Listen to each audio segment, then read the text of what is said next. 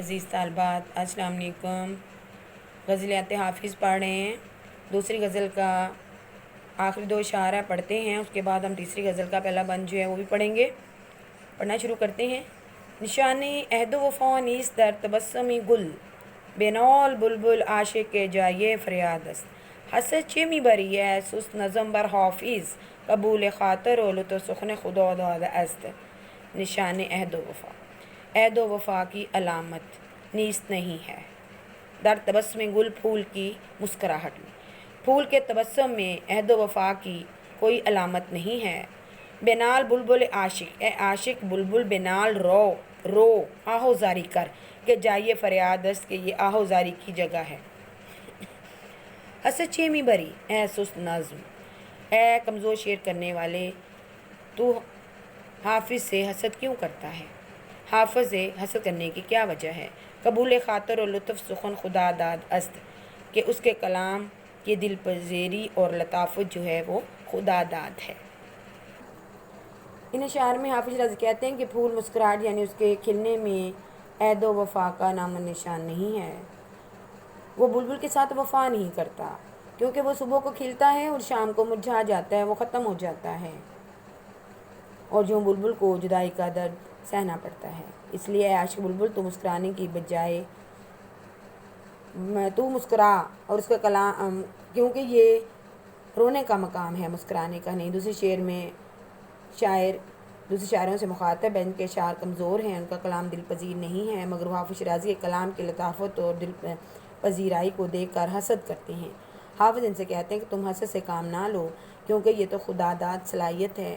یہ جو میرے شعروں میں لطافت اور دل پذیرائی پائی جاتی ہے، یہ میرا کوئی اس میں کام نہیں ہے، یہ اللہ تعالیٰ کی دین ہے۔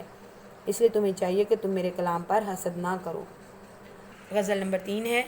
اگرچہ باد فرا بخش و باد گل بیز است، بے بانگ چنگ مخور میں کے محتسب تیز است۔ سرائی حریفی غرت بے چنگ افتد، بے عقل نوش کے یام فتنہ انگیز است۔ دور آستین مرقع پیالے پنہا کن، کہ ہمچو چشم سراہی زمانہ خون ریز است۔ اگرچہ باد فرا بخش، اگرچہ شراب خوشی بخشنے والی، و باد گل بیز است، اور ہوا پھول برسانے والی ہے۔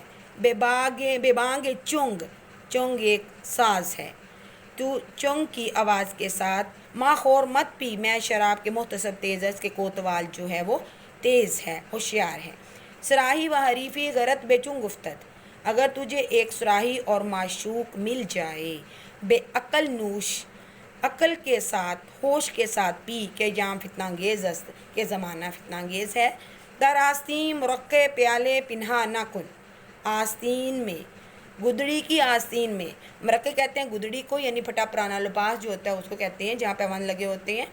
گدڑی کی آستین میں پیالہ پنہا کن، پیالہ چھپا، کہ ہم چو چشم سراہی زمانہ خون ریز است، کیونکہ سراہی کی آنکھ کی طرح زمانہ خون ریز ہے۔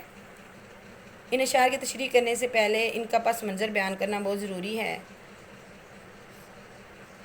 758 ہجری میں یزد کے حاکم مبارز الدین نے فارس پر حملہ کر کے بسحا کی حکومت ختم کر دی۔ مبارز الدین بہت سخت گیر حکمران تھا اور شریعت کی بھی سختی سے پابندی کرتا تھا۔ اس نے حکومت کی باغڈور سنبھالتے ہی حکم دیا کہ شیراز کے شراب خانے بند کر دیے جائیں۔ اس کی سخت گیری کی وجہ سے شیراز کے بزلہ سنج یعنی شاعر جو لوگ ہیں وہ محتسب کے نام سے یاد کرنے لگے۔ حافظ شیرازی نے انہی دنوں کی مناسبت سے یہ اشعار کہے۔ وہ کہتے ہیں کہ اگر شراب خوشی اور نشاط بخشنے والی ہے، اور ہوا بھی پھول برسا رہی، یعنی بہار کا موسم ہے اور ہر طرف پھول کھلے ہوئے ہیں، خوش ہونے اور مستی منانے کے دن ہے، مگر پھر بھی ساز کی آواز پر یعنی سر عام شراب نہ پی، کیونکہ محتسب تیز ہے اور تجھے شراب پینے کی سزا دے گا۔ دوسرے شعر میں کہتے ہیں کہ اگر تمہیں شراب سے بھری سراہی اور معشوق مل جائیں، تو ان دونوں چیزوں کے ملنے پر بھی ہوش کا دامن ہاتھ سے مت چھوڑ، بلکہ چوری چھپے عیش اور مستی کر، کیونکہ زمانہ فتنہ انگیز ہے، تمہاری شکایت کر دے گا اور تم مصیبت میں گرفتار ہو جاؤ گے۔ اس شعر کے عارفانہ معنی یوں ہیں کہ اگر تمہیں محبوب کی یعنی خدا تعالیٰ کی قربت میسر آ جائے تو اسے سر عام بیان نہ کر، چونکہ زمانہ معرفت الہی کے رازوں سے آگاہ نہیں اور وہ ان بھیدوں کو نہیں سمجھ سکتا، اس لیے اپنی کم فہمی کے باعث تمہیں کسی مصیبت میں گرفتار کر دے گا۔ تیسرے شعر میں حافظ شیرازی کہتے ہیں کہ اگر تمہیں شراب میسر آ جائے تو اسے لوگوں پر ظاہر نہ کر، کیونکہ اسے اپنی گدڑی کے آستین میں چھپا لے، کیونکہ زمانے کی آنکھ سراہی کی آنکھ کی طرح خون ریز ہے۔ سراہی کی آنکھ سے مراد سراہی کا منہ ہے، جس سے خون جیسی سرخ شراب جام میں گرتی ہے۔ انہوں نے سراہی کی آنکھ کو زمانے کی آنکھ سے اس لیے تشبیہ دی ہے کہ دونوں کی آنکھوں سے خون برستا ہے، سراہی سے سرخ شراب کی صورت میں اور زمانے کی آنکھ سے غیظ و غضب کی صورت میں۔ اس شعر کے عارفانہ معنی یہ ہے کہ اگر تمہیں معرفت الہی کی شراب میسر آ جائے تو اسے لوگوں کی نظروں کے سامنے نہ لاؤ، بلکہ اسے درویشی کے جامے میں چھپا لو، کیونکہ زمانہ ان اسرار کے غلط معنی لے گا اور تمہیں کسی مشکل میں گرفتار کر دے گا، پھر تم شریعت کی سزا سے بچ نہیں سکو گے۔